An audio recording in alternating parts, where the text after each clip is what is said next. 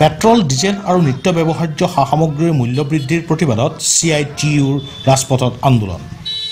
Petrol, ডিজেলৰ আৰু নিত্য ব্যৱহাৰ্য সামগ্ৰীৰ মূল্য বৃদ্ধিৰ প্ৰতিবাদত মাকুম মটৰ্ছ পেট্ৰল ডিপুৰ সমীপৰ 38 নম্বৰ ৰাষ্ট্ৰীয় ঘাইপথৰ পদপথত অৰ্ধশতাধিক পুৰুষ মহিলাই প্ৰতিবাদ সাব্যস্ত কৰি ৰাজ্য চৰকাৰৰ লগতে কেন্দ্ৰীয় চৰকাৰক ধিক্কাৰ দিয়ে।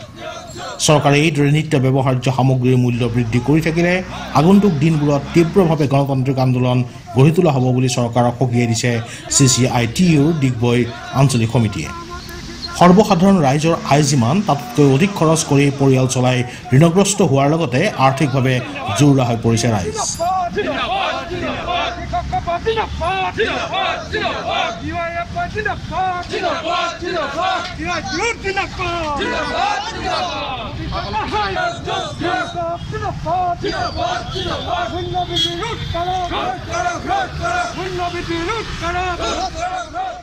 অৰ্থাৎ 60%তকৈ অধিক টেক্স সোমাই আছে আজি পেট্ৰল ডিজেলৰ ভিতৰত। গোটেই টেক্সখিনি কোনে বহাইছে?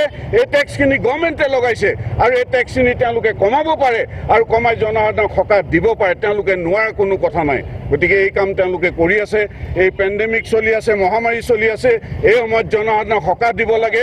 এই সময়তো কিন্তু তেওঁলোকে জনসাধাৰণক সকাহ নিদি তেওঁলোকে এই মূল্য বৃদ্ধিবিলাক কৰি গৈ আছে। গতিকে ইয়াক আমি তীব্ৰ বিৰোধিতা কৰিছোঁ। চৰকাৰৰ সুচাহক তেওঁলোকে জনসাধাৰণক সকাহ দিয়াৰ কাৰণে এক্সাইজ ডিউটি আৰু ভেট কমোৱাৰ ব্যৱস্থা কৰক। যিকেইটা বস্তু এচেঞ্চিয়েল কমোডিটি লিষ্টৰ পৰা বাহিৰ কৰিলে সেইকেইটা তেওঁলোকে পুনৰ এচেঞ্চিয়েল কমোডিটিৰ ভিতৰত লৈ আনক, আনি চৰকাৰৰ নিয়ন্ত্ৰণৰ ভিতৰত ৰাখক, যাতে ব্যৱসায়ীসকলে খুচিমতে দাম বঢ়াব নোৱাৰে।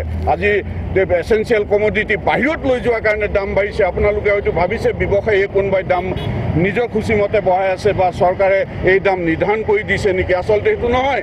এচেঞ্চিয়েল কমোডিটি লিষ্টৰ পৰা বাহিৰ কৰি দিয়াৰ লগে লগে হুৰকে দাম তাৰ বাঢ়ি গুচি গ'ল। বিনন্দ কোঁৱৰৰ ৰিপৰ্ট, দেশৰ খবৰ, অসম।